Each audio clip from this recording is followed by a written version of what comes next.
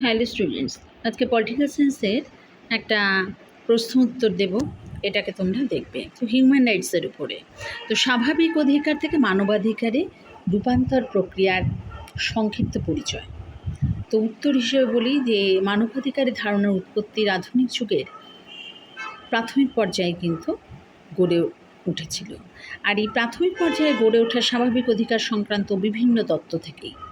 তাই স্বাভাবিক অধিকারের তত্ত্বগুলো মূলত গড়ে ওঠে ব্যক্তি নাগরিকের ওপর রাজনৈতিক ক্ষমতার প্রয়োগকে সীমাবদ্ধ রাখার প্রশ্নটাকে ঘিরে। সপ্তদশ শতকে ব্যক্তির স্বাভাবিক অধিকার বলতে বোঝানো হয়েছিল যে বেঁচে থাকার অধিকার, স্বাধীনতার অধিকার এবং ব্যক্তিগত সম্পত্তি অর্জনের অধিকার। কিন্তু এক্ষেত্রে টমাস জেফারসন তিনি প্রাকৃতিক বা স্বাভাবিক অধিকার বলতে জীবনের অধিকার, স্বাধীনতা এবং সুখ স্বাচ্ছন্দ্যের অধিকারকেই বলেছেন। এই অধিকারগুলো হলো স্বাভাবিক, ঈশ্বর প্রদত্ত, মানব প্রকৃতির সঙ্গে এগুলো কিন্তু যুক্ত। এই অধিকারগুলো শুধুমাত্র নৈতিক অধিকারই নয়, বরং মৌলিকভাবে মানব প্রকৃতির অঙ্গ। মানব অস্তিত্ব বজায় রাখার প্রাথমিক শর্তই হলো প্রাকৃতিক অধিকার। তো এখন এই বিংশ শতকে ঈশ্বরের ওপর অগাধ বিশ্বাসের ক্রমাগত অবসান ঘটতে শুরু করে। ফলত ঈশ্বর প্রদত্ত প্রাথমিক বা প্রাকৃতিক অধিকারের ধারণা ক্রমাগত রূপান্তরিত হয় ধর্মনিরপেক্ষ মানবাধিকারের তত্ত্বে। এখানে মানবাধিকার বলতে সেই সমস্ত অধিকারগুলোকে বোঝায় যা মানুষ হিসাবে তার প্রাপ্য।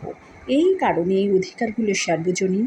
প্রত্যেক মানুষ জাতি, ধর্ম, বর্ণ, স্ত্রী পুরুষ নির্বিশেষে এগুলোর অধিকারী।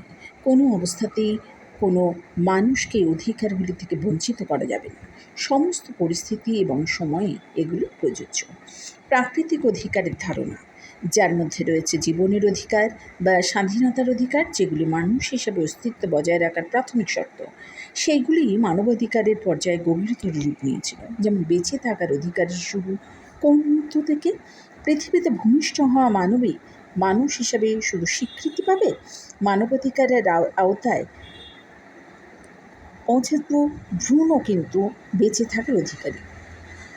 এই কারণে ভ্রূণ হত্যা বা ভ্রূণ সংক্রান্ত গবেষণার চরম বিরোধী মানবাধিকারের আন্দোলনকারীরা। এই প্রসঙ্গে ভ্রূণ বহনকারী মাতার তার শরীরের ওপর তার একান্ত অধিকারের কথাও কিন্তু উঠে আসে। তো এইভাবেই আজকের এই বিষয়টি নিয়ে আলোচনা করছি, এটিকে তোমাদের ক্ষেত্রে নিয়ে দিচ্ছি। তো তাই আজকের এক্ষেত্রে এই আলোচনা হলো যে স্বাভাবিক অধিকার থেকে মানবাধিকারে রূপান্তর প্রক্রিয়ার সংক্ষিপ্ত পরিচয়। তাই এটা হচ্ছে পলিটিক্যাল সায়েন্সের একটা বিশেষ প্রশ্ন। এই হচ্ছে প্রশ্ন।